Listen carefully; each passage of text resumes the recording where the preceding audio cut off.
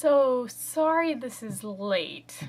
Essentially what happened is that the day this episode aired, my trackpad on my computer stopped working, so I had to send that in and get it fixed, and then the second I got it back, I had developed a really bad cold and I was very sick, and just things happen. But this is my reaction video, belated reaction video, to the last episode in the first part of the 6th season of Doctor Who, and that is A Good Man Goes to War. When I first watched it, I really liked it. Obviously there were things I was opposed to, blah blah blah, but upon watching it again, it's kind of uneventful. Like, it's one of those episodes where everything's kind of building, and you get this, like, realization of who River is, but at the same time nothing physically really happens, which I found a little frustrating.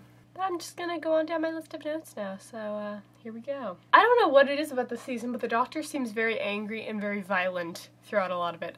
He doesn't seem to have problems killing people, which I don't know why it's so shocking to me, but it's just, I've noticed it throughout the whole series. Like, he didn't mind committing genocide and with the silence, and it's just strange. Does anyone else find it strange? I loved the Demons Run When a Good Man Goes to War poem. That was brilliant. I love that. I don't know what I was referring to in this note, but it just says Moffat! So, as ever, probably my favorite line in this episode was just the whole interaction when Rory's first holding the baby.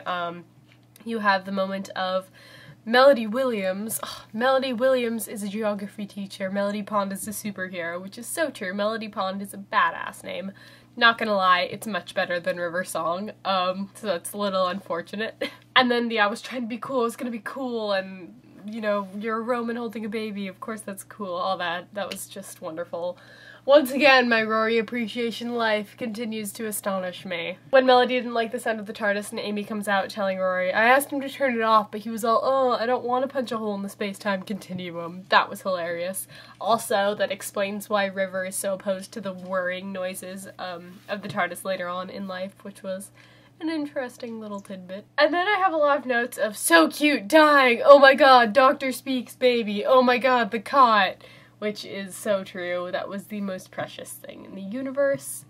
I just wanted to cuddle him, the Doctor, as well as Melody, but mostly the Doctor. Anger is always the shortest distance to a mistake. I thought that line was really quite good. I actually really liked the speech that River gave when she came back at the end, when she was talking to the Doctor. I did like it. It was probably one of the only times I've liked the writing for River, outside of, like, quirky little funny lines throughout episodes. But I don't know how I feel about the whole thing. I definitely find it incredibly weird that the Doctor and River have any sort of relationship romantically. I don't like it. I think it's gross. I think it's too Breaking Dawn. I don't care about time and everything. I think it's weird. I'm sure that'll change. It might change. I'm not sure, but it might change. I don't know. I just find it strange. And, I think right now I'm just really confused as to what, I mean, do Rory and Amy ever get to raise River? Does that happen, or is she just, because they showed that thing in New York where she's regenerating, do they not ever get to really parent her? I'm so confused.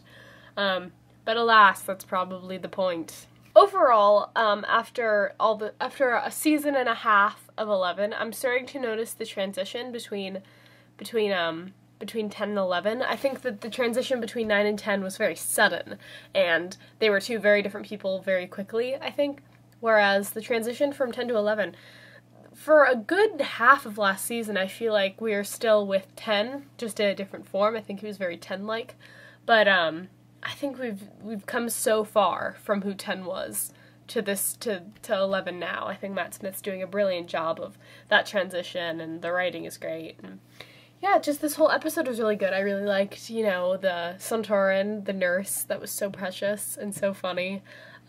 Everyone coming back and paying their debts. It was a really well thought out episode. I just think it was really sudden, had all this build up to action that didn't quite happen. There was, like, the little battle where a bunch of people die. There was the person, I wonder if we're ever gonna see the, oh, I forgot her name. Her name has slipped my mind, but, the girl who knew the Doctor, who had run with him before. I wonder if we're ever gonna see that happen. And yeah, just overall, it was really good. I'm excited for next season. I don't think I like the split. Obviously it's still, I haven't seen the second half, but I think it's kind of, I feel like Doctor Who was hardly here and now it's gone, you know? It's just short and sudden, and I wonder if they're going to continue it next season. We'll see. And yeah, I have another kind of Doctor Who related video that I'm going to post probably next week or something. But until then, Alonzo.